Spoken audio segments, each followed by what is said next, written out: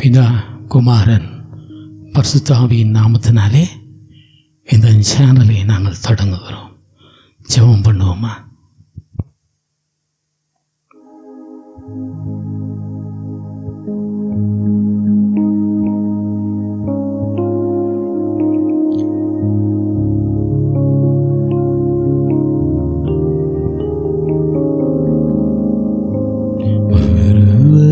சீர கூடாது ஒளியில் வாசம் செய்பவரே, ஒருவரும் சீர கூடாத ஒளியில் வாசம் செய்பவரே, நீரே பரிசுத்த தெய்வம், நீரே பரிசுத்த தெய்வம், நீரே நீ மாத்திரமே இயேசுவே, நீரே நீ மாத்திரமே பரிசுத்த, நீ பரிசுத்த, பரிசுத்த, நீ பரிசுத்த, பரிசுத்த, நீ பரிசுத்த, பரிசுத்த, நீ பரிசுத்த, நீரே நீ மாத்திரமே இயேசுவே, நீரே நீ மாத்திரமே எல்லாவற்றிலும் நீ மேலானவன், எல்லோரிலும் பெரியவன், சகலத்தையும் சிருஷ்டித்தவன், சர்வ வல்லவரே, உம்மை போல் வேறொரு தேவனில்லை, நீரே நீ மாத்திரமே, உம்மை போல் வேறொரு தேவனில்லை, நீரே நீ மாத்திரமே பரிசுத்தர், பரிசுத்தர், பரிசுத்தரே, பரிசுத்தர், பரிசுத்தர், பரிசுத்தரே, பரிசுத்தர், பரிசுத்தர், பரிசுத்தரே, பரிசுத்தர், பரிசுத்தர், பரிசுத்தரே, நீரே நீ மாத்திரமே இயேசுவே, நீரே நீ மாத்திரமே. தேவனே உமக்கு ஸ்தோத்திரம் அப்பா, பரிசுத்த ஆவியானவரே உமக்கு நன்றி பிதாவே. தேவனுடைய மகிமை, தேவனுடைய பிரசன்னம் இந்த இடத்துல சூழ்ந்து இருக்கிறதுக்காக நன்றி சுவாமி. கொடா கொடி ஸ்தோத்திரம், ஸ்தோத்திரம், ஸ்தோத்திரம் பிதாவே. நன்றி, நன்றி, நன்றி. இன்றும் நீர் உலாவி இருக்கிறீங்க சுவாமி, இன்றும் நீர் இந்த இடத்துல பிரசன்னா இருக்கிறீங்க சுவாமி. உயிருள்ள தேவனை நாங்கள் ஆராதிக்கிறதுக்காக நன்றி சுவாமி. ஏதோ கல்லான தேவன் அல்ல, ஒரு பொம்மையே அல்ல, உயிருள்ள தேவனை நாங்கள் ஆராதிக்க கொண்டு இருக்கிறோம். அதற்காக நன்றி சுவாமி. கொடா கொடி ஸ்தோத்திரம். நீர் பேசுகிற தேவன், நீர் உலாவுகிற தேவன், எங்கள் மத்தியிலே நீர் உலாவுகிற தேவன் சுவாமி. கொடா கொடி ஸ்தோத்திரம், கொடா கொடி ஸ்தோத்திரம். உமக்கே துதியும் கனமும் மகிமையும் உமக்கே செலுத்துகிறோம். ஆண்டவரே, இதை பார்க்கிற ஒவ்வொரு பிள்ளைகளையும் நீங்க தொடுவீராங்க. பரிசுத்த ஆவியானவரே நீங்க தொடுங்க. நீ தான் உண்மையான தேவன் என்று நிரூபிங்க சுவாமி. பரிசுத்த ஆவியான அபிஷேகம் அது உண்மை என்று வெளிப்படுத்தி காட்டுங்க, அது மகிமையான காரியம் என்று வெளிப்படுத்தி காட்டுங்க. தெரியாத பிள்ளைகளுக்கு தேவனுடைய கரம் இப்பொழுது தொடரட்டுமே இயேசுவின் நாமத்தினாலே. அவள் சிரசை இப்பொழுது தொடரட்டுமே இயேசுவின் நாமத்தினாலே. தெரியாத பிள்ளைகள் பரிசுத்த ஆவி பொய் என்று சொல்லுகிற பொல்லாத பிசாசின் நாவிகளை இப்பொழுது நான் கட்டி போடுகிறேன் சுவாமி. அந்த பிள்ளைகளுக்கு நீ யார் என்று வெளிப்படுத்தி காட்டுங்க, மகிமையை வெளிப்படுத்தி காட்டுங்க. நாம மகிமைப்படட்டும் சுவாமி. உம் நாமம் மகிமைப்படட்டும். நீர் யார் என்று வெளிப்படுங்க. உம் நாமத்தை மகிமைப்படுத்திக் கொள்ளுங்க. இதை பார்க்கிற ஒவ்வொரு பிள்ளைங்களுக்கும் ஆண்டவரே பரிசுத்த ஆவியானவரே நீர் வெளிப்படுங்க சுவாமி. அவர்கள் எதற்காக பார்க்கிறார்களோ, குறை சொல்ல பார்க்கிறார்களோ, கேலி பண்ண பார்க்கிறார்களோ, அப்படிப்பட்ட பிள்ளைகளின் வாயை தொட்டுங்க சுவாமி, கண்களை தொட்டுங்க சுவாமி, பரிசுத்தப்படுத்துங்க. நீ தான் உண்மையான தேவன், ஜீவிக்கிற தேவன், பேசுகிற தேவன், உலாவுகிற தேவன். கொடாகொடி ஸ்தோத்திரம். நன்றி சுவாமி. அது மாத்திரம் அல்ல ஆண்டவரே, யார் யார் அழுகையோடு பார்த்து கொண்டிருக்கிறார்களோ, வேதனையோடு பார்த்து கொண்டிருக்கிறார்களோ, ஒவ்வொருவருக்கும் ஒரு விடுதலை தருவீராக. இன்று ஒரு விடுதலை தாங்க சுவாமி. இன்று அவள் கண்ணீருக்கெல்லாம் ஒரு பதிலை கொடுங்க சுவாமி. அவளோடு கூட நீங்கள் பேசுங்க. உம் நாமம் மகிமைப்படட்டும். பாவத்தில் இருக்கிற பிள்ளைகளை விட்டுவீங்க சுவாமி, பாவ கட்டிலிருந்து விட்டுவீங்க சுவாமி. நீர் யார் என்று வெளிப்படுத்தி காட்டுங்க ஐயா. இந்த பாவங்கள் அறுக்கப்பட்டு இந்த பிள்ளைகள் பரிசுத்தமான வாழ்க்கை வாழ நீர் ஒரு வழியை காண்பீங்க. உமக்கே துதியும் கனமும் மகிமையும் செலுத்துகிறேன் ஆண்டவரே. நாங்கள் செய்கிற அந்த சின்ன ஆராதனையும், இந்த சின்ன ஜெபத்தையும் ஆண்டவரே, இந்த சின்ன பிரசங்கத்தையும், இந்த சின்ன பாடலையும், வேத வாசிப்பையும், மியூசிக்கையும் நீர் ஆசீர்வதித்து ஆண்டவரே எங்களுக்கு கொடுக்கணும் சாமி. தொடக்கம் முதல் முடிவு பரியந்தம் எங்களோடு கூட இருங்க சாமி. உண்மையான தேவன், நேர்மையான தேவன், மகிமையுள்ள தேவன், உலாவுகிற தேவன், எங்களோடு கூட எப்பொழுதுமே இருங்க சாமி. முடிவு பரியந்தம், இது முடியும் வரை எங்களோடு கூட இருக்கணும் சாமி. இதை பார்க்கிற பிள்ளைகளையும் தொடணும். உம் நாமத்தை மகிமைப்படுத்திக் கொள்ளுங்க. உமக்கே துதியும் கனமும் மகிமையும் செலுத்துகிறேன். பரிசுத்த ஆவியானவர் ஒவ்வொரு நீ தொடுகிறதுக்காக ஸ்தோத்திரம். முக்கியமாக ஏழனாமை பார்த்த பிள்ளைகளை இப்பொழுது நீ தொடுகிறதுக்காக ஸ்தோத்திரம். இது கேலி கிண்டலாய் பார்க்கிற பிள்ளைகளை நீ தொடுகிறதுக்காக ஸ்தோத்திரம். தேவனுடைய மகிமையை, தேவன் செய்யும் அதிசயத்தை, தேவன் செய்யும் பயங்கரமான காரியத்தை இந்த பிள்ளைகள் காணப்போவதற்காக ஸ்தோத்திரம். அவர்களை இருள் மூடுகிறதுக்காக ஸ்தோத்திரம்.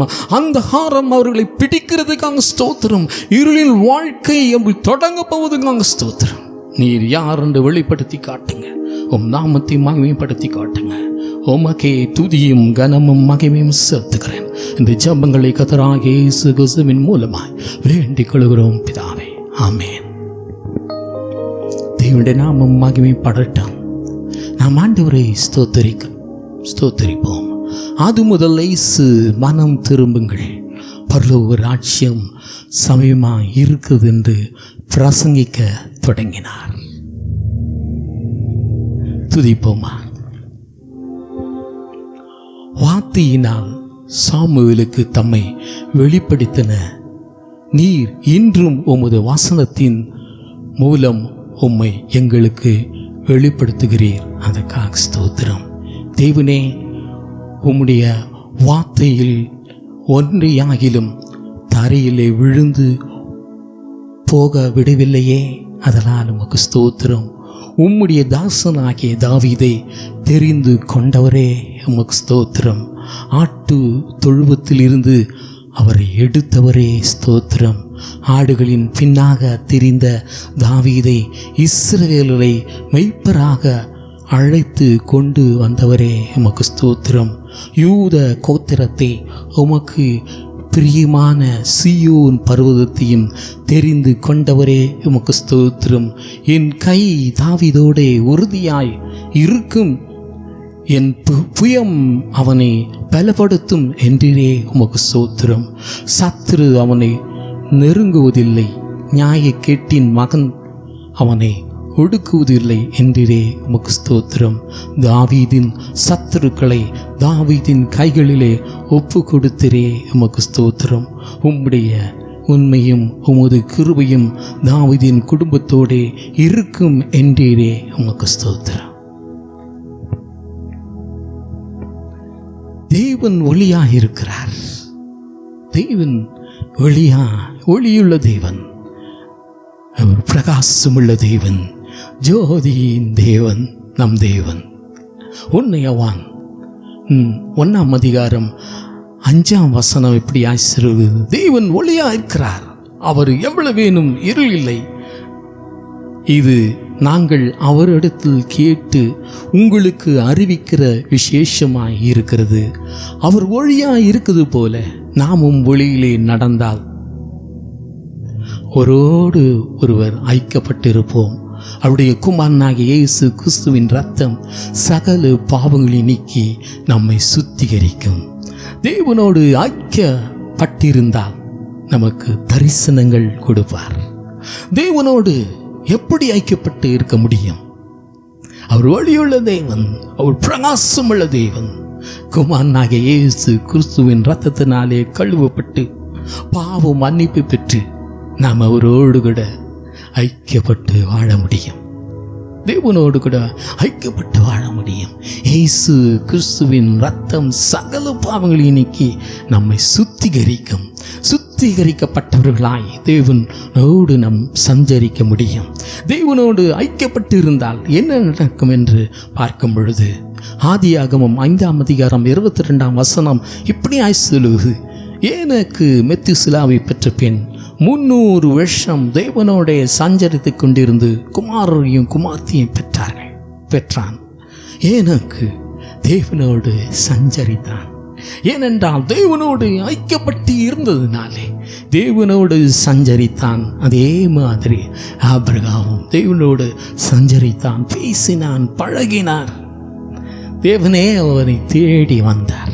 அதான் ஆதியாகமம் 18ஆம் அதிகாரம் 1ஆம் வசனம், பின்பு கர்த்தர் மம்ரேயின் பூமியிலே அவனுக்கு தரிசனமானார். அவன் பகலில் உஷ்ண வேளையிலே கூடார வாசலில் உட்கார்ந்திருந்து கண்களை எடுத்து பார்க்கும் பொழுது இதோ 3 புருஷர் அவனுக்கு எதிரே நின்றார்கள். அவர்களை கண்டவுடனே கூடார வாசலிருந்து அவருக்கு எதிர்கொண்டு ஓடி தரை மட்டும் குனிந்து தேவன் 3 புருஷர்கள் போல காட்சியளித்தார் ஆபிரகாமுக்கு. அவன் ஓடினான், குனிந்து வணங்கினான். அவனுக்கு ஒரு நல்ல செய்தியை கொடுத்தார். உனக்கு குழந்தை பிறக்கும் என்று சொல்லி அவனுக்கு ஒரு நல்ல செய்தியை சொல்லிவிட்டு சென்றார். ஆபிரகாமுக்கு ஏனோக்கோடு சஞ்சரித்தார். ஆபிரகாமுக்கு முகமுகமாய் பேசினார்.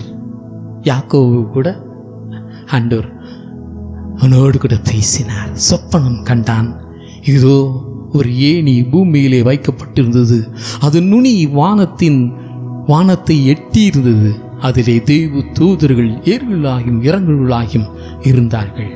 அதற்கு மேலாக கர்த்தர் நின்று, நான் உன் தகப்பனாகிய ஆபிரகாம் தேவனும் ஈசாக்கின் தேவனும் ஆகிய கர்த்தர், நீ படுத்திருக்க பூமியை உனக்கும் சந்ததிக்கும் தருவேன் என்று சொல்லியிருக்கிறார். யாக்கோபோடு கூட பேசினார். அவர் பேசுகிற தேவன் ஏதோ ஒளியா இருக்கிற மாத்திரம் அல்ல. அவர் பேசுகிற தேவன் ஒரு ஜோதியாய் அல்ல, வானத்திலே உட்கார்ந்து கொண்டு அமைதலாய் இருக்கவில்லை. மனிதர்களை தேடி வந்தார். சாதாரண மனுஷர்களை தேடி வந்தார். உயர்ந்த ஸ்தானத்தில் உள்ளவர்களே அல்ல, சாதாரண ஆடு மேய்க்கர்களையும் சாதாரண மனுஷர்களை தேடி வந்தார். நொறுக்கப்பட்ட மனுஷர்களை தேடி வந்தார். யாக்கோபு நொறுக்கப்பட்டு அவன் தனியாய் ஓடி வருகிறான். தேவன் அவனோடு கூட பேசுகிறார். யாக்கோபு திரும்பி நல்ல பரிவாரத்தோடு வரும் பொழுது அப்பொழுதும் யாக்கோபோடு தேவன் முகமுகமாய் பேசினார். அப்பொழுது யாக்கோபு, நான் தேவனை முகமுகமாய் கண்டேன், உயிர் தப்பி பிழைத்தேன் என்று சொல்லி அந்த ஸ்தலத்துக்கு பெனியேல் என்று பெயரிட்டான். எவ்வளவு அருமையான தேவன்! அவர் சும்மா ஜோதியாய் காட்சி அளிக்கவில்லை. ஒரு சாதாரண மனுஷனைப் போல, தெய்வ தூதர்களைப் போல அவர் காட்சி கொடுத்தார். யாக்கோபுக்கு காட்சி கொடுத்து முகமுகமாய் பேசினார். அப்படிப்பட்ட தேவன் மோசேயை கூட முகமுகமாய் பேசினார். அங்கே கர்த்தருடைய தூதனாவன் ஒரு முட்செடியின் நடுவில் இருந்து உண்டான அக்கினி ஜுவாலையில் நின்று அவனுக்கு தரிசனமானார். அப்பொழுது அவன் உற்று பார்த்து முட்செடி அக்கினியினால் ஜாலித்து எரிந்தும் அது வெந்து போகாமல் இருந்தது. கிட்டி போய் பார்க்கிறார். அப்பொழுது ஆண்டவர் பேசுகிறார். பின்னும் அவர், நான் ஆபிரகாம் தேவனும் ஈசாக்கின் தேவனும் யாக்கோபின் தேவனுமாகிய உன் பிதாக்களுடைய தேவனாய் இருக்கிறேன் என்றார். மோசே தேவனை நோக்கி பார்த்து பயத்தினால் தன் முகத்தை மூடிக்கொண்டான். அப்பொழுது இஸ்ரவேல் புத்திரர்கள் கூக்குரல் என் சந்ததி வந்து எட்டினது. எகிப்தியர்கள் அவர்களை ஒடுக்குதலை கண்டேன் என்று சொல்லி நான் உன்னை பார்வனத்துக்கு அனுப்புவேன் என்றார். மோசே முகமுகமாய் பேசினார். ஏதோ ஜோதியாய் வானத்தில் உட்கார்ந்து கொண்டில்ல, ஜோதியாய் தேவன் தன் மகிமையை மட்டுப்படுத்தி மனுஷரோடு பேசினார். எலியாவோடு பேசினார். எலியா, நீங்கள் உங்கள் தேவனுடைய நாமத்தை சொல்லி கூப்பிடுங்கள், நான் கர்த்தருடைய நாமத்தை சொல்லி கூப்பிடுவேன், அப்பொழுது அக்கினியால் உத்தரவருளும் தெய்வமே தெய்வன் என்றார். அதற்கு ஜனங்கள் எல்லாம் இது நல்ல வார்த்தை என்றார்கள். அப்பொழுது ஏலியா சகல ஜனங்களை நோக்கி என் கிட்டே வாருங்கள் என்றான். சகல ஜனங்களும் அவன் கிட்டே வந்த பொழுது தகர்க்கப்பட்ட கர்த்தருடைய பலிபீடத்தை செப்பனிட்டு, கர்த்தாவே நீ தேவனாகிய கர்த்தர் என்று தேவரீ தங்கள் இருதயங்களை மறுபடியும் திருப்பினீர் என்று ஜனங்கள் அறியும்படி என்னை கேட்டருளும் என்றான். அப்பொழுது கர்த்தரிடத்திலிருந்து அக்கினி இறங்கி அந்த சர்வாங்க தகன பலியும் விறகுகளையும் கற்களையும் மண்ணையும் பட்சித்து வாய்க்காலிருந்து தண்ணீரை நக்கி போட்டது என்று சொல்லப்பட்டிருக்கிறது. தேவன் இறங்கி வந்தார், அக்கினியாய் இறங்கி வந்தார். எல்லாம் ஜனங்கள் காணும்படியாய் அக்கினியாய் இறங்கி வந்து தான் தேவன் என்று நிரூபித்தார். எலியாவுக்கு கூட இந்த மக்களும் பார்த்து கர்த்தரே தேவன் என்று சொன்னார்கள். ஜனங்களும் இதை கண்ட பொழுது முகம் குப்புற விழுந்து கர்த்தரே தேவன் என்றார்கள். இது பிரகாசமுள்ள தேவன், இது ஜோதியை பார்த்தேன் என்று சொல்லல. தேவனை முகமுமாய் பார்த்தார்கள், தேவனை தரிசித்தார்கள், கர்த்தர் தேவனை நிரூபித்து காட்டினார். ஏதோ வானத்திலே மாத்திரம் இருக்கிற தேவன் அல்ல, பூமியிலே இறங்கி வந்து மக்களுக்கும் காட்சி கொடுக்கிறார், தரிசனம் கொடுக்கிறார், பேசுகிறார், பழகுகிறார், சஞ்சரிக்கிறார். அதுக்கு ஒரே காரணம், தேவனோடு ஐக்கப்பட்டு இருக்கணும், பரிசுத்தமான வாழ்க்கை வாழணும். அப்படி இருந்தால் இப்படிப்பட்ட காரியங்கள் நடக்கும். சாதாரண அந்த மனோவாக்கு ஆண்டவர் வெளிப்படுத்தி காட்டினார். மனோவா மனைவிக்கு உன் பிறக்க போற பிள்ளையை குறித்து பேசினார். எப்படி வளர்க்க வேண்டும் கற்றுக் கொடுத்தார். பின்பு கர்த்தருடைய தூதன் அவன் மனோவாக்கு அவன் மனைவிக்கும் காணப்படவில்லை. அப்பொழுது அவர் கர்த்தருடைய தூதன் என்று மனோவா அறிந்து தன் மனைவியை பார்த்து, நாம் தேவனை கண்டோம், சாகவே சாவோம் என்றார். அக்கினி ஜுவாலை பலிபீடத்திலிருந்து வானத்துக்கு நேராக எழும்புகையில் கர்த்தருடைய தூதனார் ஒரு பலிபீடத்தின் ஜுவாலையிலே ஏறி போனார். அதை மனோவும் மனைவியும் கண்டு தரையிலே முகம் குப்புற விழுந்தார்கள். தேவன் மனோவாக்கு அவன் மனைவிக்கும் காட்சி கொடுத்தார். தான் தேவன் என்று நிரூபித்தார், அதிசயத்தை காண செய்தார். ஏதோ சும்மா கல்லை போல ஒரு பொம்மை போல இருக்கவில்லை. பேசினார், பழகினார், கற்றுக் கொடுத்தார், எப்படி வளர்க்க வேண்டும் என்று கற்றுக் கொடுத்தார். மனோவாக்கு தன் பிள்ளையை எப்படி வளர்க்கணும் என்று கற்றுக் கொடுத்தார். ஏசாயாவுக்கு ஆண்டவர் காட்சி கொடுத்தார். ஆண்டவர் பேசினார். யார் என் காரியமாய் போவார் என்று, யாரை நான் அனுப்புவேன் என்று தன்னுடைய இயக்கத்தை வெளிப்படுத்தி காட்டினார்.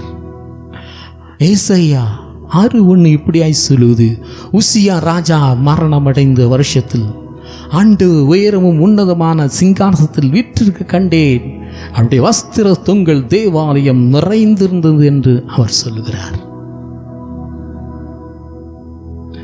யாரை நான் அனுப்புவேன், யார் என் காரியமாய் போமார் என்று உரைக்கிற ஆண்டவருடைய சத்தத்தை கேட்டேன். அதற்கு இதோ அடியேன் இருக்கிறேன், என்னை அனுப்பும் என்றேன். தேவன் அவனோடு கூட பேசினார், தீர்க்கதரிசியோடு பேசினார். அவர் சொல்லுகிறார், என்னை அனுப்புங்க சுவாமி என்று சொல்லுகிறார். அப்பேற்பட்ட தேவன் நம்முடைய தேவன். எசேக்கியாவோடு பேசினார். பின்பு அவர் என்னை நோக்கி, மனுபுத்தனே, நான் உன்னுடனே சொல்லும் என் வார்த்தையை எல்லாம் நீ உன் செவிகளிலே கேட்டு உன் இருதயத்தில் ஏற்றுக்கொண்டு நீ போய் சிறைப்பட்ட ஜனத்தின் புத்திரிடத்தில் சேர்ந்து அவர்கள் கேட்டாலும் கேட்காவிட்டாலும் அவர்களோடு பேசி கர்த்தராகிய ஆண்டவர் இன்னதை உரைக்கிறார் என்று அவளோட சொல் என்றார். எசேக்கியாவோடு பேசினார். தேவன் பழைய ஏற்பாட்டிலே எல்லா தீர்க்கதரிசிகளோடும் எல்லா பரிசுத்தவான்களோடும் அவர் பேசினார், பழகினார், கற்றுக் கொடுத்தார். புதிய ஏற்பாட்டிலும் அவர் அப்படியாய் செய்தார். மத்தேயு 17:1 வாசிக்க கேட்போம். 6 நாளைக்கு பின்பு இயேசு பேதுருவையும் யாக்கோவையும் அவனுடைய சகோதரனாகிய யோவானையும் கூட்டிக் கொண்டு தனித்திருக்கும்படி உயர்ந்த மலையின் மேல் போய் அவர்களுக்கு முன்பாக மறுரூபமானார். 4 வரைக்கும் வாசிக்கலாம். அவர் முகம் சூரியனைப் போல பிரகாசித்தது, அவர் வஸ்திரம் வெளிச்சத்தைப் போல் வெண்மையாயிற்று. அப்பொழுது மோசேயும் எலியாவும் அவரோடே பேசுகிறவர்களாக அவர்களுக்கு காணப்பட்டார்கள். அப்பொழுது பேதுரு இயேசுவை நோக்கி, ஆண்டவரே, நாம் இங்கே இருக்கிறது நல்லது. உமக்கு சித்தமானால் இங்கே உமக்கு ஒரு கூடாரமும் மோசேக்கு ஒரு கூடாரமும் எலியாவுக்கு ஒரு கூடாரமுமாக 3 கூடாரங்களை போடுவோம் என்றான். அவன் பேசுகையில் இதோ ஒளியுள்ள ஒரு மேகம் அவர்கள் மேல் நிழலிட்டது. இவர் என்னுடைய நேசகுமாரன், இவரில் பிரியமாயிருக்கிறேன், இவருக்கு செவி கொடுங்கள் என்று அந்த மேகத்திலிருந்து ஒரு சத்தம் உண்டாயிற்று. சீஷர்கள் அதை கேட்டு முகங்குப்புற விழுந்து மிகவும் பயந்தார்கள். அப்பொழுது இயேசு வந்து அவர்களை தொட்டு, எழுந்திருங்கள், பயப்படாதீங்கள் என்றார். அவர்கள் தங்கள் கண்களை ஏறெடுத்து பார்க்கையில் இயேசுவை தவிர வேறொருவரையும் காணவில்லை. பாருங்க, புதிய ஏற்பாட்டு காலத்திலும் சீஷர்களுக்கு தேவன் காட்சி கொடுக்கிறார். அதை பார்த்து அவர்கள் பயங்கி நடுங்கி முகம் குப்புற விழுந்தார்கள் என்று சொல்லி சொல்லப்பட்டிருக்கிறது. ஏசாயா 28:11 இப்படியாய் சொல்லுகிறது, பரியாச உதவினால் அந்நிய பாஷையினால் என் ஜனத்தோடு பேசுவார் என்று சொல்லப்பட்டிருக்கிறது. யோவேல் 2:27 இப்படியாய் சொல்லுகிறது, நான் இஸ்ரவேலின் நடுவிலே இருக்கிறேன் என்று, நானே உங்கள் தேவனாகிய கர்த்தர் என்று, வேறொரு இல்லை என்று அறிந்து கொள்வீர்கள். என் ஜனங்கள் ஒருபோதும் வெட்கப்படுவதில்லை. அதற்கு பின் நான் மாம்சமான யாவர் மேலும் என் ஆவியை ஊற்றுவேன். அப்பொழுது என் குமார்த்திகள் தீர்க்க தரிசனம் சொல்வார்கள். உங்கள் மூப்பர்கள் சொப்பனங்கள் காண்பார்கள். உன் வாலிபர் தரிசனங்களை காண்பார்கள். ஊழியக்காரர் மேலும் ஊழியக்காரிகள் மேலும் அந்நாளிலே என் ஆவியை நான் ஊற்றுவேன் என்று எழுதியிருக்கிறது. எவ்வளவு அப்படியே நிறைவேறினது பாருங்க. தேவன் அப்படியே நிறைவேற்றினார். அது மாத்திரமல்ல, அப்போஸ்தலர் 2:1 வாசிக்கும் பொழுது, பெந்தேகோஸ்தே என்ற நாட்டில் வரும் பொழுது அவர்களால் ஒருமனப்பட்டு ஓரிடத்தில் வந்தார்கள். அப்பொழுது பலத்த காற்று அடிக்கிற முழக்கம் போல வானத்தின் சடுதியாய் முழக்கம் உண்டாகி அவர்கள் உட்கார்ந்து இந்த வீடு முழுவதும் நிரப்பிற்று. அல்லாமலும் அக்கினி மயமான நாவுகள் போல பிரிந்திருக்கும் நாவுகள் அவருக்குள்ளே காணப்பட்டது. அவர்கள் ஒருவரோடு ஒருவர் மேல் வந்து அமர்ந்தது. அவர்கள் பரிசுத்த ஆவியினாலே நிரப்பப்பட்டு பரிசுத்த ஆவியரும் தங்களுக்கு தரின வார்த்தையின்படியே வெவ்வேறு பாஷையிலே பேசத் தொடங்கினார்கள். தேவன் பேசுகிற தேவன் பற்பல பாஷை மூலம் நம்மளோடு கூட பேசுவார். அப்பொழுது பேதுரு 12 கூட நின்று அவர்களை நோக்கி உரத்த சத்தமாய், யூதர்களே, எருசலேமில் வாசம் பண்ணுகிற ஜனங்களே, நீங்கள் எல்லாரும் அறிந்து கொள்வீராக. என் வார்த்தைகளுக்கு செவி கொடுங்கள். நீங்கள் நினைக்கிறபடி இவர்கள் வெறி கொண்டவர்கள் அல்ல. எப்பொழுது பொழுது விடிந்து 3ஆம் மணி வேளையாய் இருக்கிறது. தீர்க்கதரிசியாக யோவேலினால் உரைக்கப்பட்டபடியே இது நடந்தேறுகிறது என்று சொல்லி அவளுக்கு விளக்கி சொல்லுகிறார். அவளுக்கு ஒன்றும் புரியல. இவங்க என்ன குடிச்சிட்டு பேசுகிறாங்க. இந்த காலத்தில் அப்படியாக அவர்கள் சொல்கிறார்கள். பரிசுத்த ஆவி இல்லை, இது பொய் என்று சொல்லுகிறார்கள். தேவனுடைய கோபாக்கினி உங்கள் மேல் வரும். உங்களுக்கு சமாதானமே இருக்காது. ஏனென்றால் தேவன் ஆவியை குறித்து நீங்கள் தவறாய் பேசுகிறனாலே உன் வாழ்க்கை சமாதானம் இல்லாமல் போய்விடும். ஜாக்கிரதையாய் நாம் இருக்க வேண்டும். தேவனை குறித்து ரொம்ப ஜாக்கிரதையாக இருக்கணும். அப்போஸ்தலர் 8-9 அதிகாரம் 4ஆம் வசனத்தை வாசிப்போம். அவன் தரையிலே விழுந்தான். அப்போது சவுலே, சவுலே, நீ என்னை ஏன் துன்பப்படுத்துகிறாய் என்று தன்னுடனே சொல்லுகிற ஒரு சத்தத்தை கேட்டான். 6 வரைக்கும் வாசிக்கும். அதற்கு அவன், ஆண்டவரே, நீர் யார் என்றான். அதற்கு கர்த்தர், நீ துன்பப்படுத்துகிற இயேசு நானே. முள்ளில் உதைக்கிறது உனக்கு கடினமாம் என்றார். அவன் நடுங்கி திகைத்து, ஆண்டவரே, நான் என்ன செய்ய சித்தமாய் இருக்கிறீர் என்றான். அதற்கு கர்த்தர், நீ எழுந்து பட்டணத்துக்குள்ளே போ, நீ செய்ய வேண்டியது அங்கே உனக்கு சொல்லப்படும் என்றார். பவுல் கூட தேவனுடைய பிள்ளைகளுக்கு விரோதமாய் எழும்பினான். தேவன் பொறுத்து பார்த்தார். அவன் அடங்குற மாதிரி தெரியல. ஒரு நாள் அவர் குறுக்கிடுகிறார். அவர் குறுக்கிடும் பொழுது நம்மளால தாங்க முடியாது. அதேதான், அவன் முகம் குப்புற விழுந்தான். அவன்கள் கண்கள் தெரியாமல் போனது. தேவன் கோபாக்கினி வருவதற்கு முன்பாக தேவனை பற்றி குறை சொல்லுவர்கள் நீங்கள் மாற வேண்டும். தேவனை பற்றி, பரிசுத்த ஆவியானை பற்றி குறை சொல்லுவர்கள் நீங்கள் உங்களுக்கு தெரியலன்னா தயவு செய்து அதை பற்றி பேசாதிருங்கள். தெரியலன்னா விட்டுருங்க. தெரியாமல் இஷ்டத்துக்கு நீங்கள் பேசக்கூடாது. விக்கிர ஆராதனை பண்ணவர்கள் பேசுகிறார்கள். வேசித்தனம் பண்ணவர்கள் பேசுகிறார்கள். ஒரு பொம்மையை வணங்குறவர்கள் அவர்கள் பேசுகிறார்கள். யார் கடவுள்னே தெரியல. இயேசுவா, அவருடைய தகப்பனா, அவருடைய தாயா, புனிதர்களா என்று அவர்களுக்கு தெரியல. அவர்கள் பேசுகிறார்கள் பரிசுத்த ஆவி இல்லை என்று. பரிசுத்த ஆவியின் அபிஷேகம் பெற்றவர்கள் இப்படியெல்லாம் பேச மாட்டார்கள் என்று அவர்கள் சொல்லுகிறார்கள். அவர்களுக்கு கடவுள் யார் என்று தெரியல. அவர்கள் பேசுகிறார்கள். அவர்கள் சொல்வதையும் கேட்க ஆட்கள் இருக்கிறபடியினால் அவர்கள் பேசுகிறார்கள். நீங்கள் அவர்கள் இடத்தை கேட்டு பாருங்கள். யார் கடவுள் இல்லைங்க என்று கேளுங்கள். அதிலே உங்களுக்கு கன்ஃபியூஷன் இருக்கும் பொழுது எப்படி நீங்கள் பரிசுத்த ஆவியின் அபிஷேகம் இல்லை என்று நீங்கள் சொல்வீர்கள் என்று சொல்லி நீங்கள் அவரிடத்தில் திருப்பி கேட்டு பாருங்கள். அந்த ஆப்பிளின் ருசி இனிப்பா கசப்பா என்று சாப்பிடுகிற எனக்கு தான் தெரியும். அதுபோல விக்கிர ஆராதனை பண்ணுறவர்களுக்கும் தேவனை உண்மையாய் தேடுகளுக்கும் வித்தியாசம் உண்டு. தேவனுடைய ருசித்த நாங்கள், ருசித்த மக்கள், அந்த ஆவியின் அபிஷேகத்தை அனுபவித்த மக்கள். இவர்களோ அதை பற்றி அறியாதவர்கள் அந்த விக்கிரத்தை வணங்குகிறார்கள். அவளுக்கு அதை பற்றி தெரியாது. அதனால தெரியலன்னா ரொம்ப ஜாக்கிரதையாய் பேசுங்க. வேதம் சொல்லுகிறது, மத்தேயு 12:31-32 வாசிக்க கேட்போம். ஆதலால் நான் உங்களுக்கு சொல்லுகிறேன், எந்த பாவமும் எந்த தூஷணமும் மனுஷருக்கு மன்னிக்கப்படும், ஆவியானவருக்கு விரோதமான தூஷணமோ மனுஷருக்கு மன்னிக்கப்படுவதில்லை. எவனாகிலும் மனுஷகுமாரனுக்கு விரோதமான வார்த்தை சொன்னால் அது அவனுக்கு மன்னிக்கப்படும். எவனாகிலும் பரிசுத்த ஆவிக்கு விரோதமாக பேசினால் அது இம்மையிலும் மறுமையிலும் அவனுக்கு மன்னிக்கப்படுவதில்லை. அதனால ஜாக்கிரதையாயிருங்க.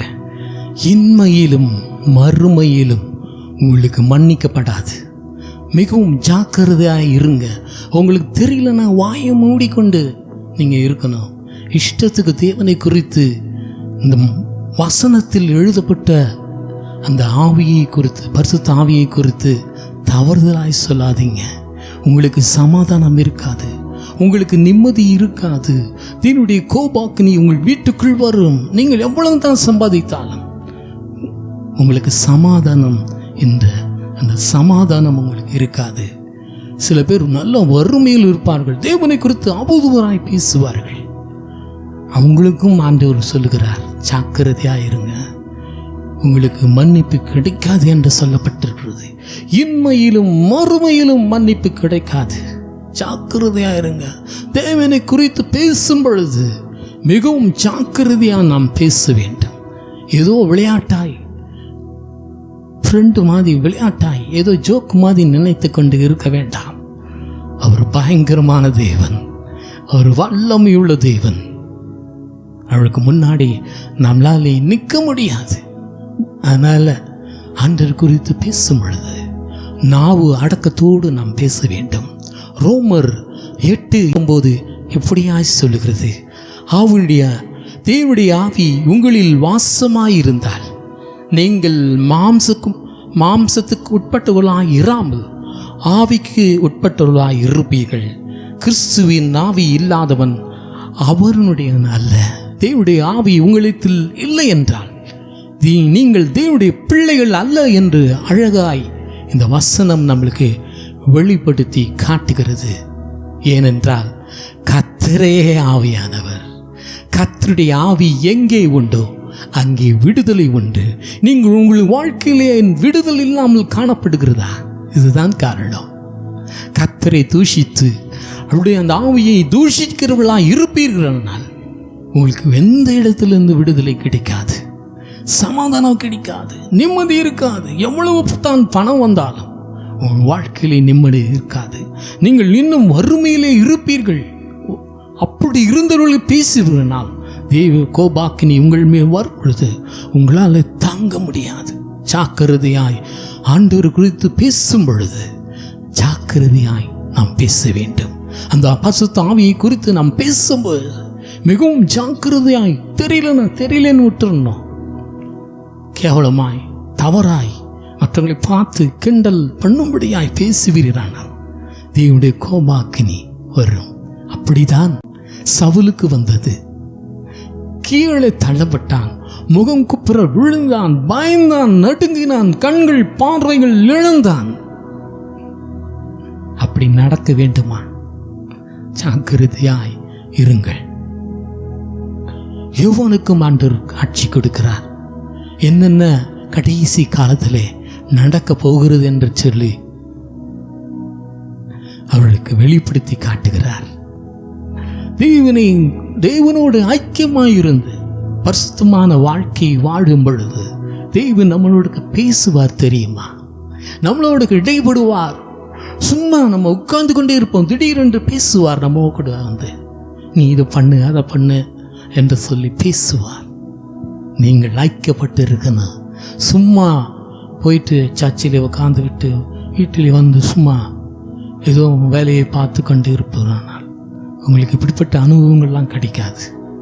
உண்மையாய் ஆண்டவர் சமூகத்தில் நிற்கும் பொழுது, உண்மையாய் தேடும் பொழுது தேவன் நம்மளோடு கூட பேசுவார். தரிசனங்களின் மூலம் நம்மளோடு கூட பேசுவார். சொப்பனங்கள் மூலம் நம்மளோடு கூட பேசுவார். நம்மளோடு கூட இருப்பதை நாம் உணர்ந்து கொள்ள முடியும். இதுதான் நம்முடைய தெய்வன். மற்ற தெய்வர்களுக்கும் நம்ம தெய்வனுக்கும் வித்தியாசம் இதுதான், பேசுகிற தெய்வன். அதே மாதிரி இங்க பாருங்க, லூக்கா 2ஆம் அதிகாரம் 25, 26, 27, 28 வரைக்கும் வாசிக்கலாம். அப்போது சிமியோன் என்னும் பேர் கொண்ட ஒரு மனுஷன் எருசலேமில் இருந்தான். அவன் நீதியும் தேவபக்தியும் உள்ளவனாயும் இஸ்ரவேலில் ஆறுதல் வர காத்திருக்கிறவனாயும் இருந்தான். அவன் மேல் பரிசுத்த ஆவி இருந்தார். கர்த்தருடைய கிறிஸ்துவை நீ காணும் முன்னே மரணமடைய மாட்டாய் என்று பரிசுத்த ஆவியினாலே அவனுக்கு அறிவிக்கப்பட்டிருந்தது. அவன் ஆவியின் ஏவுதல் நாளை தேவாலயத்திலே வந்திருந்தான். இயேசு என்னும் பிள்ளைக்காக நியாயப்பிரமாண முறைமையின்படி செய்வதற்கு தாய் தகப்பன்மார் அவரை உள்ளே கொண்டு வருகையில் அவன் அவரை தன் கைகளில் ஏந்தி கொண்டு தேவனை ஸ்தோத்தரித்து, ஆண்டவரே, உமது வார்த்தையின்படி உமது அடியினை இப்பொழுது சமாதானத்தோടെ போக விடுகிறீர். பாருங்க, ஆவியானவர் மூலம்தான் அவர் அங்கே வருகிறார். என்ன போட்டிருக்கிறது? ஆவியின் ஏவுதனாலே தேவாலயத்தில் வந்திருந்தான். ஏனென்றால் ஏற்கனவே ஆண்டவர் அவரோடு கூட பேசியிருந்தார். இங்கே வருவார் இயேசு என்று ஒருவர் வருவார், குழந்தையை எடுத்துக்கொண்டு வருவார்கள், நீர் அவர்களை ஆசீர்வதிக்கணும் என்று சொல்லி அவனோடு கூட பேசினார். தெய்வ ஆவியானவர் அவனோடு கூட பேசினார். அந்த ஏவுதனாலே தேவாலயத்தில் வந்திருந்தான். யோவான் 16:13 வாசிப்போம். சத்திய ஆவியானவராகிய அவர் வரும்பொழுது சகல சத்தியத்துக்குள்ளும் உங்களை நடத்துவார். அவர் தம்முடைய சுயமாய் பேசாமல் தாம் கேள்விப்பட்டவை யாவையும் சொல்லி வரப்போகிற காரியங்களை உங்களுக்கு அறிவிப்பார். அதான் ஆவியானவர். நம்மளுக்கு ஏதாவது ஆபத்துகள் வரும் பொழுது முன்னாடியே நமக்கு அறிவிப்பார். இல்லாவிட்டால் அந்த நேரத்தில் வந்து உதவி செய்வார். நம்ம பாவமான காரியங்கள் ஈடுபடும் பொழுது ஆவியானவர் பேசுவார். நீ இதை செய்யாதே என்று சொல்லி பேசுவார். அதுதான், அதற்காகவே தான் ஆவியானவர் நம்மளுக்கு தேவை. நாங்கள் பாவத்திலிருந்து நம்மை மீட்டெடுக்க ஒரு ஆவியானவர் தேவை. அதற்குத்தான் ஆவியானவர் வேண்டும் என்று நாம் சொல்லுகிறோம். 2 கொரிந்தியர் 3:17 வாசிப்போம். கர்த்தரே ஆவியானவர். கர்த்தருடைய ஆவி எங்கே உண்டோ அங்கு விடுதலை உண்டு என்று சொல்லப்பட்டிருக்கிறது.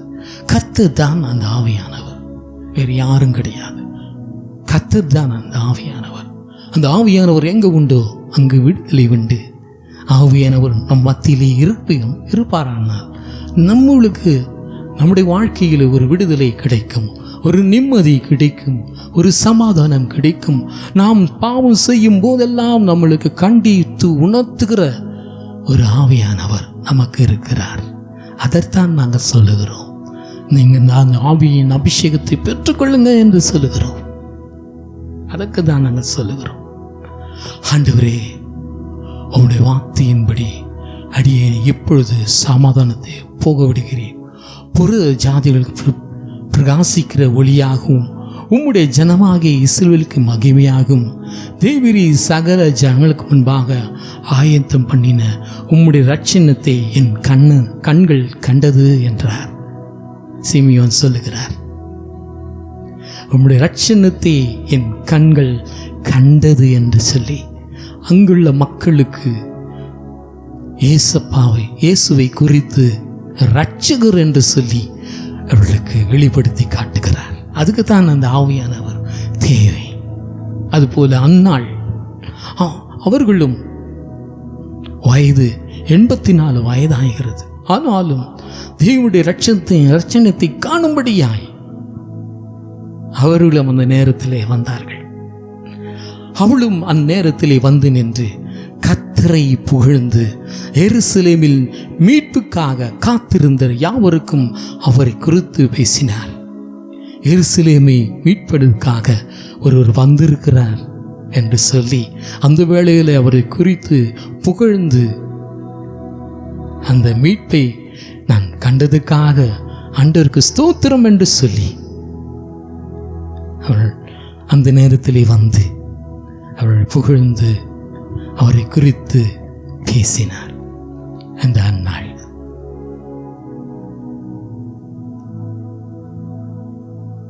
ஏசாயா 9:2 வாசிக்க கேட்போம். இருளில் நடக்கிற ஜனங்கள் பெரிய வெளிச்சத்தை கண்டார்கள்.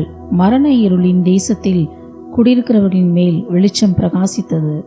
மத்தேயு 4:15, மத்தேயு 4:16. இருளில் இருக்கும் ஜனங்கள் பெரிய வெளிச்சத்தை கண்டார்கள். மரண இருளின் திசையில் இருக்கிறவர்களுக்கு வெளிச்சம் உதித்தது என்று ஏசாயா தீர்க்கதரிசியினால் உரைக்கப்பட்டது நிறைவேறும்படி இப்படி நடந்தது. இங்க பாருங்க, ஏசாயா அப்பொழுதே சொல்லிவிட்டார், இருளிலே இருக்கிற ஜனங்கள் பெரிய வெளிச்சத்தை கண்டார்கள் என்று சொல்லி ஏசாயா அப்பொழுது தீர்க்கதரிசனம் உரைத்திருந்தார். அது எப்பொழுது நடந்தது? ஜனங்கள் பெரிய வெளிச்சத்தை கண்டார்கள் என்று என்ன அர்த்தம்?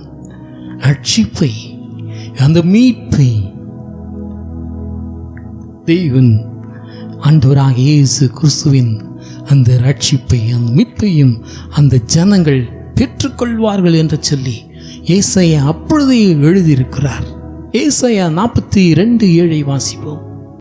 நான் நீதியின்படி உம்மை அழைத்து உம்முடைய கையை பிடித்து உம்மை தற்காத்து உம்மை ஜனத்திற்கு உடன்படிக்கையாகவும் ஜாதிகளுக்கு ஒளியாகவும் வைக்கிறேன்.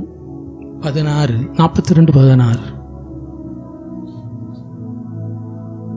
குருடரை அவர்கள் அறியாத வழியில் நடத்தி அவர்களுக்கு தெரியாத பாதைகளில் அவர்களை அழைத்து கொண்டு வந்து அவர்களுக்கு முன்பாக இருளை வெளிச்சமும் கோணலை செவையுமாக்குவேன். இந்த காரியங்களை நான் அவர்களுக்கு செய்து அவர்களை கைவிடாதிருப்பேன். ஆண்டவராக இயேசு கிறிஸ்து ஏன் வந்தார்? மக்களுக்கு நீதியிலே நடக்கும்படியாய், குருடர்கள் மத்தியிலே வாழ்ந்திருக்கிறவர்களை வெளியே வெளிச்சத்தை காணும்படியாய், கோணலானவளை செவ்வையாக்கும்படியாய் இந்த உலகத்துக்கு வந்தார். ஏசாயா 45:7 வாசிப்போம். ஒளியை படைத்து இருளையும் உண்டாக்கினேன், சமாதானத்தை படைத்து தீங்கையும் உண்டாக்குகிறவர் நானே, கர்த்தராகிய நானே இவைகளெல்லாம் செய்கிறவர். 61. எழுப்பி பிரகாசி, உன் ஒளி வந்தது, கர்த்தருடைய மகிமை உன் மேல் உதித்தது. தேவனுடைய மகிமை நம்மேல் இறங்கும்படியாய், நம் எழும்பி பிரகாசிக்கும்படியாய் தேவன் இந்த உலகத்துக்கு வந்தார். ஏசாயா 60:2. இதோ இருள் பூமியை, காரிருள் ஜனங்களை மூடும், ஆனாலும் உன்மேல் கர்த்தர் உதிப்பார். அப்படி மகிமை உன்மேல் காணப்படும். உன் வெளிச்சத்துக்கு ஜாதிகளுக்கும் உதிக்கிற உன் ஒளியிடத்திற்கும் ராஜாக்களும் நடந்து வருவார்கள். பூமியிலே காரில் மூடியிருப்பதனாலே தேவன் வந்தார். அந்த காரலை நீக்கும்படியாய், உன்மேல் வெளிச்சம் உதிக்கும்படியாய் வந்தார். ஜாதிகள் ராஜாக்கள் எல்லாம் அறிந்து கொள்ளும்படியாய் வந்தார். ஒளியாத தேவன் வந்தார், பூமிக்கு வந்தார், நம்மளை மீட்கும்படியாய், நமக்கு ஒளி கொடுக்கும்படியாய், நம் இருளின் வாழ்க்கை மாறும்படியாய், பரிசுத்தமான வாழ்க்கை மாறும், வெளிச்சமான வாழ்க்கை மாறும்படியாய் வந்தார். யோவான் 1 வாசிப்போம். அவர் ஆதியிலே தேவனோடு இருந்தார், சகலமும் அவர் மூலமாய் உண்டாயிற்று, உண்டானதென்றும் அவராலே அல்லாமல் உண்டாகவில்லை. அவருக்குள் ஜீவன் இருந்தது, அந்த ஜீவன் மனுஷருக்கு ஒளியாயிருந்தது. அந்த ஒளி இருளிலே பிரகாசிக்கிறது, இருளானதை அதை பற்றி கொள்ளவில்லை. தேவனால் அனுப்பப்பட்ட யோவான் 1:9. உலகத்திலே வந்த எந்த மனுஷனையும் பிரகாசிக்கிற ஒளியே அந்த மெய்யான ஒளி. நம்மளை பிரகாசிக்கும்படியாய் தேவன் இந்த உலகத்துக்கு வந்தார். நாம் இருளில் வாழ்ந்து கொண்டிருக்கிறோம். நம்மை மீட்கத்தான் அவர் மறுபடியும் இந்த உலகத்துக்கு வந்தார்.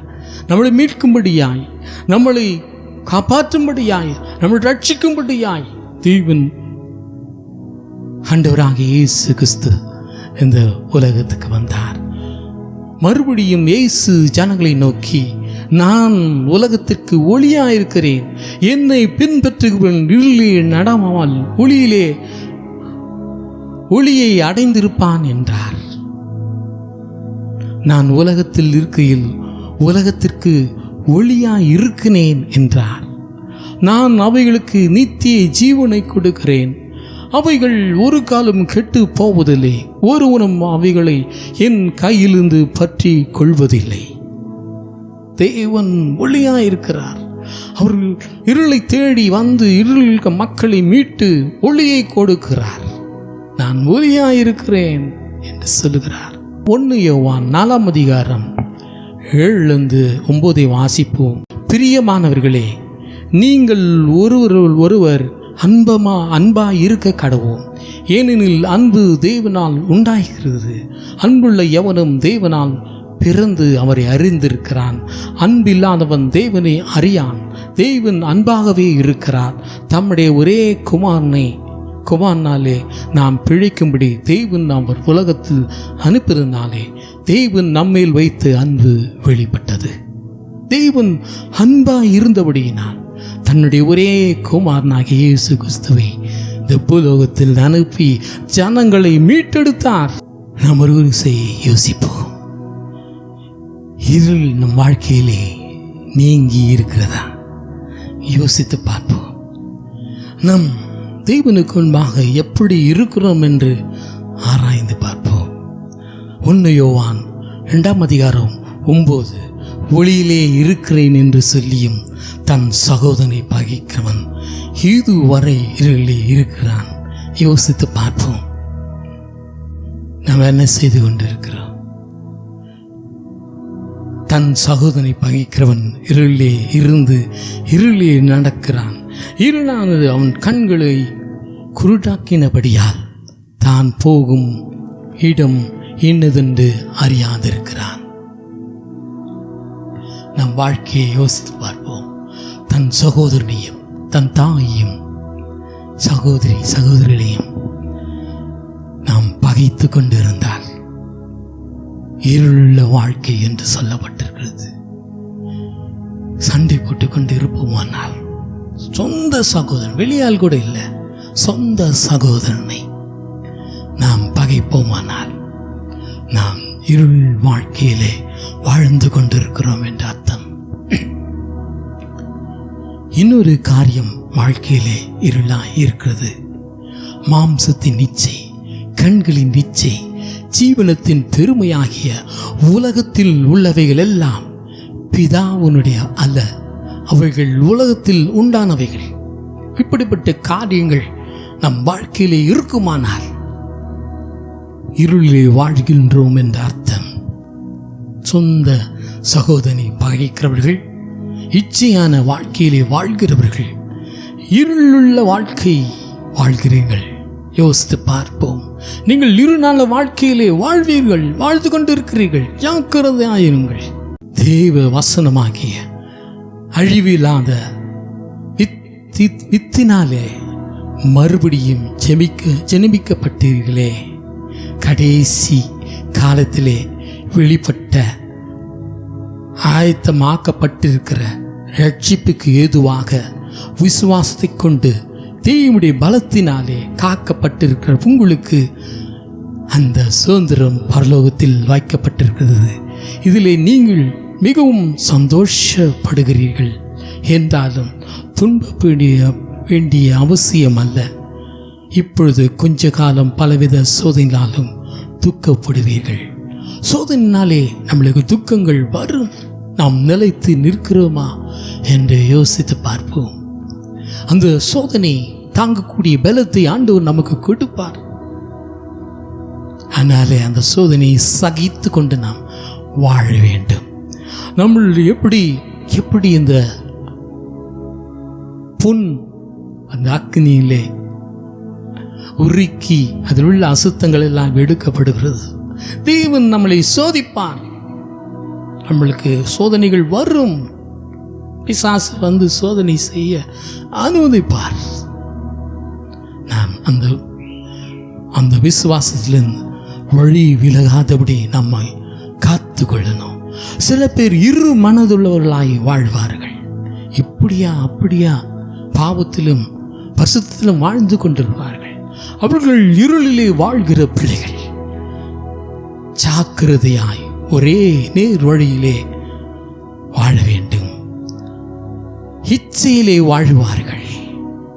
இச்சையிலே சோதிக்கப்படுவார்கள். ஜாக்கிரதையாயிரும். நாம் மோசம் போகக்கூடாது. மிகவும் ஜாக்கிரதையான் வாழ வேண்டும். நாவு அடக்கத்துடன் வாழ வேண்டும். நாவினாலே பாவம் செய்வார்கள்.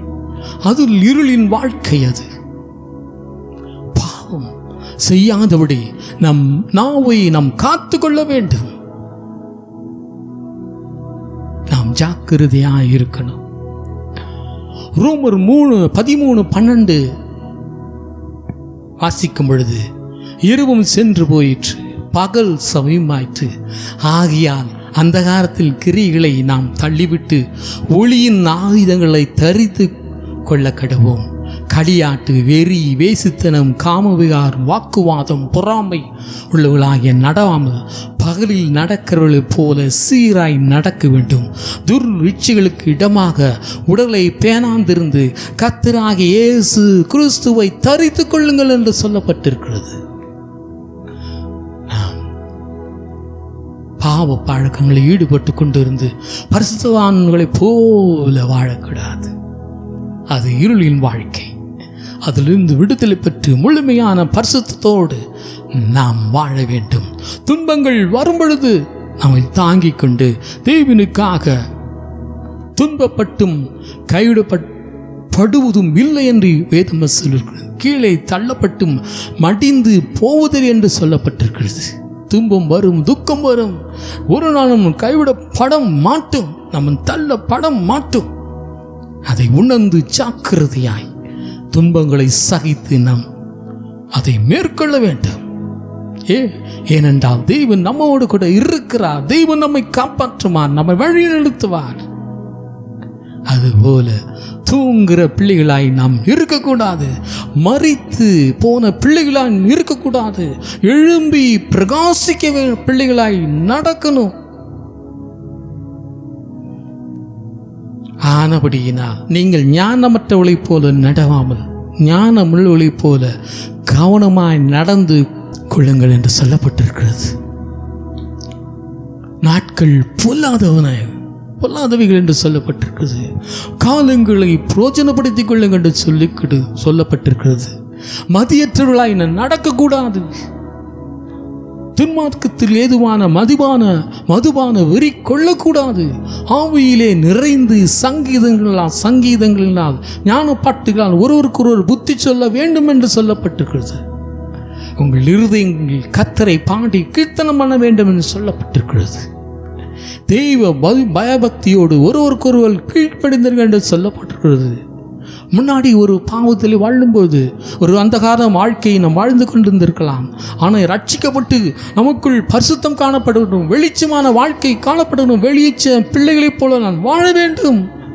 ஒளியின் பிள்ளைகளைப் போல தெய்வன் எப்படி ஒளியாயிருக்கிறார், அதன்படி ஒளியின் பிள்ளைகளைப் போல நான் வாழ வேண்டும். ஏனென்றால் ஒளியின் தெய்வன் நம் தெய்வன். நாம் ஜாக்கிரதையாய் தூங்காமல் விழித்திருந்து வாழ வேண்டும். தேவ பயபக்தியோடு வாழ வேண்டும்.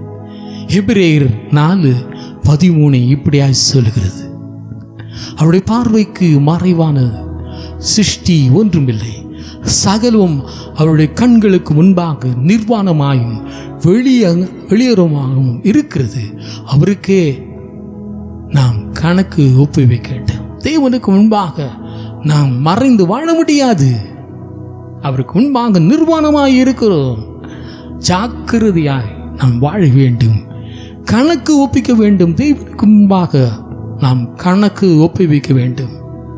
நீங்கள் அசதியாய் இராமல் வாக்குவாதமான ஆசீர்வாதங்களை விசுவாசத்தினால் நீடிய பொறுமையினால் சுதந்திரித்து கொள்ளுகளை பின்பற்றுவர்களாய் இருந்து உங்களுக்கு நம்பிக்கையின் பூரண நிச்சயம் உண்டாகும்படி நீங்கள் யாவரும் முடிவு வரந்தும் அப்படியே ஜாக்கிரதையாய் காண்பிக்க வேண்டும் என்று ஆசையாய் இருக்கிறேன் என்று சொல்லப்பட்டிருக்கிறது.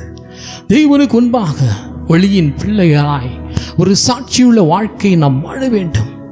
ஏனென்றால் தெய்வன் ஒளியாயிருக்கிறார். ஒளியின் பிள்ளைகள் ஒரு ஒளியின் பிள்ளைகள் தான் வாழ வேண்டும். இருளின் பிள்ளைகளை வாழக்கூடாது. நிலைத்து நிற்கணும், முடிவு வரைந்து நிலைத்து இருக்கணும். ஏதோ அன்னைக்கு ரட்சிக்கப்பட்டேன், 1957 ரட்சிக்கப்பட்டேன் என்று சொல்லிட்டு இப்பொழுது உல்லாசமாய் வாழ்ந்தால் அது கிடையாது. அப்படி இருந்தால் பரலோகம் செல்ல முடியாது.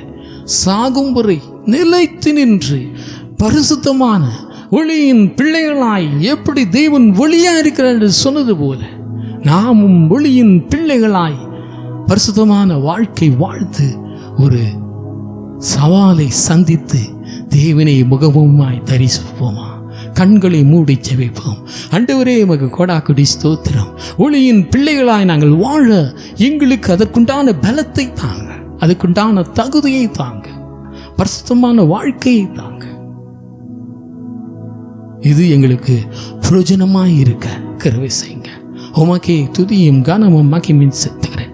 என் ஜெபங்களை கர்த்தராகிய இயேசு கிறிஸ்துவின் மூலமாய் வேண்டிக் கொள்கிறோம் பிதாவே, ஆமென். ஆண்டவரை துதித்து ஆராதிப்போமா? முதலில் ஆங்கில பாடல் நாங்கள் பாடுவோம். தெரிங்கள் கூட சேர்ந்து பாடுங்க. பாடுவோமா?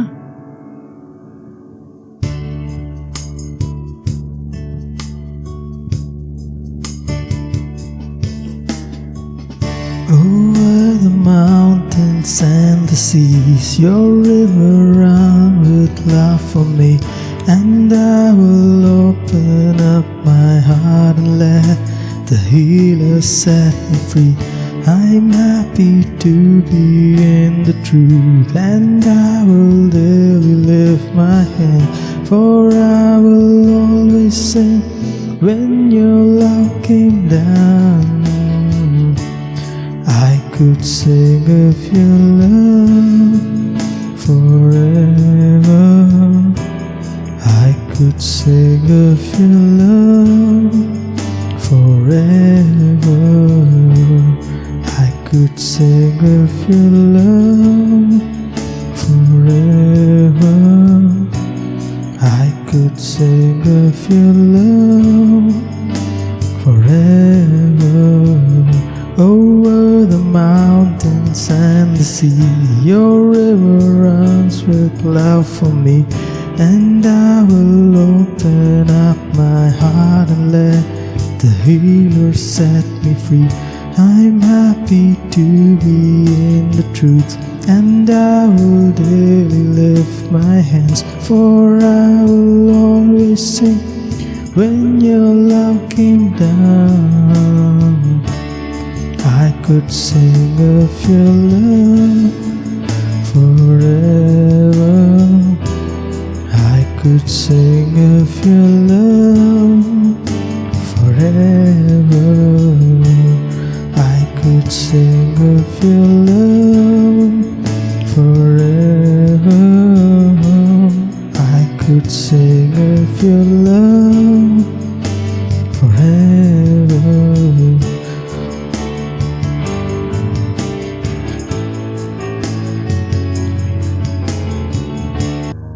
ஆராதிப்போமா? உன்னத தேவனுக்கு மகிமை. இந்த பாடல் எப்படியா சொல்லுகிறது? அல்லேலூயா, துதி அவர்க்கே, தாரகையேன் என அவர் தேற்றிட தோன்றிடவே வாழ்வோம் பாலகன் இயேசு பரன், தாவீதின் வேறு இவராய் அவனில் என்று இந்த பாடல் இப்படியாய் சொல்லுகிறது. பாடுவோமா?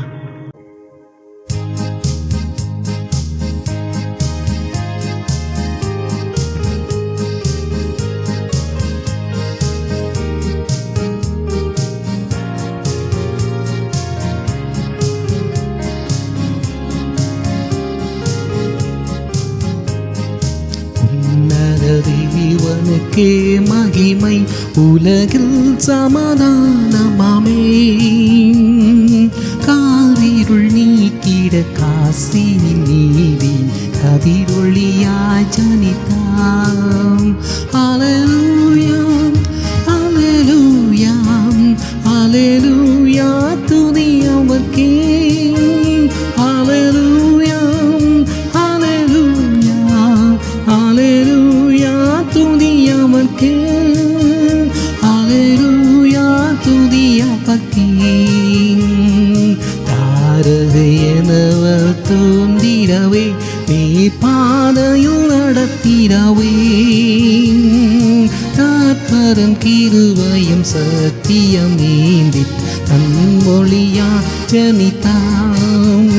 அல்லேலூயா அல்லேலூயா அல்லேலூயா, துதி அவர்க்கே. அல்லேலூயா அல்லேலூயா அல்லேலூயா, துதி அவர்க்கே.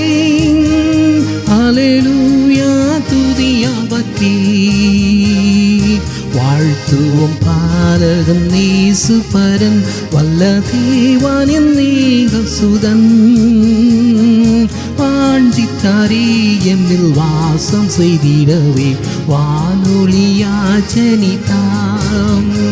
அல்லேலூயா அல்லேலூயா அல்லேலூயா துதி அவர்க்கே. அல்லேலூயா அல்லேலூயா அல்லேலூயா துதி அவர்க்கே. அல்லேலூயா துதி அவர்க்கே. தாவீதின் வேதிவராயவனின் ஜெயராட்சியம் சாதிக்கவே தாசனின் ரூபமாய் தரணியின் நீதி தாம்பூதி தாரொளியா. அல்லேலூயா அல்லேலூயா அல்லேலூயா துதி அவர்க்கே. அல்லேலூயா அல்லேலூயா அல்லேலூயா துதி அவர்க்கே. அல்லேலூயா துதி அவர்க்கே. அல்லேலூயா துதி அவர்க்கே. இந்த பாடல் இப்படியாய் சொல்லுகிறது, ஆராய்ந்து பாரும் தேவனே, உன் வார்த்தையை கேட்டிடாமல் மாத்தாளை போல் இருந்தேன். வீண் வார்த்தைகள் என் வாங்கினான், சுயம் என்னில் சாக வேண்டும். பாடுவோமா?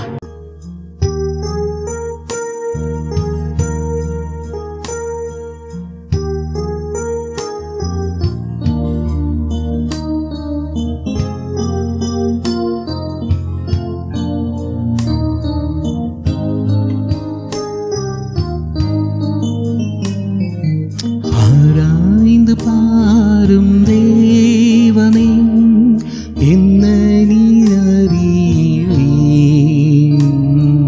புதிதும் ஜீவனுமான பாதையில் ஓடசையும், புதிதும் ஜீவனுமான பாதையில் ஓடசையும். உம் வார்த்தை கேட்டிடாமல் குற்றங்கள் பல செய்தேன். உம் வார்த்தை கேட்டிடாமல் குற்றங்கள் பல செய்தேன். கர்த்தாவை அவத்தை காணத்தக்கதாய் என்னிலே வெளிச்சம் காட்டிடுமே. கர்த்தாவை அவத்தை காணத்தக்கதாய் என்னிலே வெளிச்சம் காட்டிடுமே. ஆராய்ந்து பாரும் தேவனே, என்னை நீர் அறிவீர். புதிதும் ஜீவனுமான பாதையில் ஓடசையும், மாத்தாளை போரிருந்தேன், வீணாக உழைத்திட்டேனாம். மாத்தாளை போலிருந்தேன், வீணாக உழைத்திட்டேனாம். தேவை ஒன்றே அதை நான் அறிந்தேன், பாதத்தில் இருக்க கற்றுக்கொண்டேன். தேவை ஒன்றே அதை நான் அறிந்தேன், பாதத்தில் இருக்க கற்றுக்கொண்டேன். ஆராய்ந்து பாரும் தேவனே, என்னை நீர் அறிவீர். புதிதும் ஜீவனுமான பாதையில் ஓடசையும், வீண் வார்த்தை என் வாயினால் நினைக்காமல் பேசுகின்றேன். வீண் வார்த்தை என் வாயினால் நினைக்காமல் பேசுகின்றேன். என் வாய்க்கு காவல் என்றே நீ வையும், என் தூய வாழ்வை காத்து கொள்ள என் வாய்க்கு காவல் எந்தேனி வையும் என் தூய வாழ்வை காத்து கொள்ள ஆராய்ந்து பாரும் தேவனே என்னை நீரறிவே புதிதும் ஜீவமான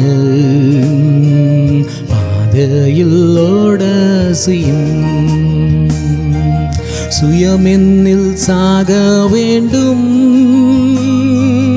நீரென்னில் பெருக வேண்டும் சுயமென்னில் சாக வேண்டும்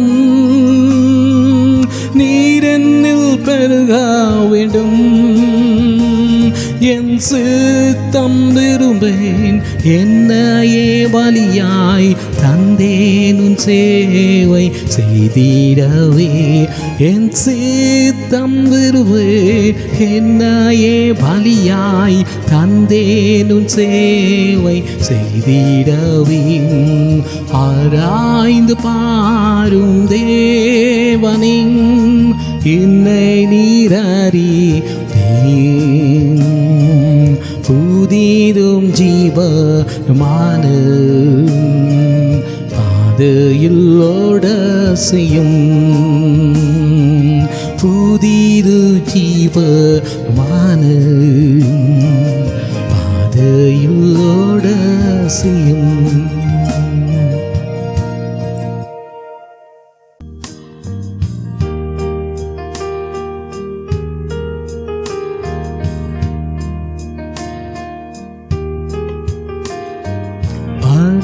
குருசில் பரலோகராஜன் பாதகனை போல் தொங்குகிறாரே பாரவரின் திருரத்தமும் பாவங்கள் போக்கிட பாய்ந்திடுதே பாரவரின் திருரத்தமும் பாவங்கள் போக்கிட பாய்ந்திடுதே வந்திடுவாய் இயேசு அண்டை வருந்திய அழைக்கிறாரே வாஞ்சைகள் தீர்ப்பவரே உம்பாதைகள் நீக்குவரே உம் வாஞ்சைகள் தீர்ப்பவரே உன் வாதைகள் நீக்குவரே இருதயத்தின் பாரம் அறிந்து மையான இளைப்பாறுதலை அளித்திடுவாரே இருதயத்தின் பாரம் அறிந்து மையான இளைப்பாறுதலை அளித்திடுவாரே இன்னும் என்ன தாமதமோ இன்றே ரட்சிப்படைய வருவாய் வந்திடுவாய் இயேசு அண்டை வருந்திய அழைக்கிறாரே வாஞ்சைகள் தீர்ப்பவரே உம் வாதைகள் நீக்குவரே நித்திய வாழ்வு பெற்றிட நீயும் நித்திய ஜீவ ஊற்றண்டை வாராய் நித்திய வாழ்வு பெற்றிட நீயும் நித்திய ஜீவ ஊற்றண்டை வாராய் நீசனென்று தள்ளாதுன்னை நீதியின் பாதையில் நடத்திடுவார் வந்திடுவார் இயேசு அண்டை வருந்திய அழைக்கிறாரே வாஞ்சைகள் தீர்ப்பவரே உம் வாதைகள் நீக்குவரே இயேசுவின் நாமம் ஊற்றுண்ட தைலம் இன்பம் அவரின் அதரத்தின் மொழிகள் இயேசுவின் நாமம் ஊற்றுண்ட தைலம் இன்பம் அவரின் அதரத்தின் மொழிகள் இல்லை என்ன நேசரை போ இகமாதில் வேறவர் அன்பருக்கே வாழ்ந்திடுவாய் இயேசு அண்டை வருந்திய அழைக்கிறாரே வாஞ்சைகள் தீர்ப்பவரே, உம் வாதைகள் நீக்குவாரே. வாஞ்சைகள் தீர்ப்பவரே, உம் வாதைகள் நீக்குவாரே. கண்களை மூடி நான் ஜெபிப்போம். ஆண்டவரே, இந்த அருமையான நேரத்துக்காக நன்றி சுவாமி. நீர் ஒளியாயிருக்கிறீர் ஆண்டவரே. ஆண்டவரே, நாங்களும் ஒளியுள்ள ஜீவியம் ஜீவிக்க ஆண்டவரே, புதிதாய் பிறந்த பிள்ளைகளைப் போல ஒரு பரிசுத்தமான வாழ்க்கை நாங்கள் வாழ, ஒளியின் பிள்ளைகளாய் நாங்கள் வாழ எங்களுக்கு உதவி செய்யுங்க சாமி. எங்களுக்குள் இருக்கும் இருளான வாழ்க்கையை மாற்றி ஆண்டவரே, ஒளியான வாழ்க்கையை எங்களுக்கு கொடுங்க சாமி. உம் நாமத்தை மகிமைப்படுத்திக் கொள்ளுங்க சுவாமி. ஆண்டவரே, இந்த பார்க்கிற ஒவ்வொரு பிள்ளைகளையும் தொடுங்க, சமாதானத்தை காண, நிம்மதியை தாங்க. உமக்கு விரோதமாய் பேசாதபடி எல்லா வாய்களும் கட்டப்பட்டு இருக்கட்டும் சாமி. உம்முடைய வார்த்தைக்கு கீழ்ப்படிந்து நடக்கிற பிள்ளைகளாய் ஜீவிக்க வாழ உதவி செய்யுங்க சாமி. அது மாத்திரம் இல்ல ஐயா, யார் வேதனையோடு துன்பத்தோடு துக்கத்தோடு இருக்கிறார்களோ ஆறுதல் படுத்தும் சமாதானத்தை கொடுங்க. ஐசியிலே தவிக்கும் ஒவ்வொரு பிள்ளைகளை ஆறுதல் படுத்துங்க. அந்த ஐசியிலே இந்த பிள்ளைகளை விடுவீங்க சாமி. நல்ல சுகத்தையும் பலத்தையும் கொடுத்து ஆசீர்வதிங்க. வேலையில்லாத வேலையை கொடுங்க. திருமணமாகாத பிள்ளைகளுக்கு திருமணத்தை ஏற்படுத்தி கொடுங்க. பிரசவுக்காக காத்திருக்கிற பிள்ளைகளுக்கு பிரசவத்தை ஆண்டவரே வாய்க்க செய்யுங்க சுவாமி. உம் நாமம் மகிமைப்படட்டும் சுவாமி. கடன் பிரச்சனைகள் கடந்து விடுவீங்க. வியாதியில் பிள்ளைகளுக்கு தொட்டு சுகப்படுத்துங்க. அது எப்பேற்பட்ட கேன்சராக இருக்கட்டும், கிட்னி ஃபெயிலியராக எதுவாக இருக்கட்டும், தொட்டு சுகப்படுத்திடுங்க சாமி. பிசாசின் பிடியில் இருக்க பிள்ளைகளை விட்டுவீங்க சுவாமி. உம் நாமத்தை மகிமைப்படுத்திக் கொள்ளுங்க. உமக்கே துதியும் கனமும் மகிமையும் செலுத்துகிறேன்.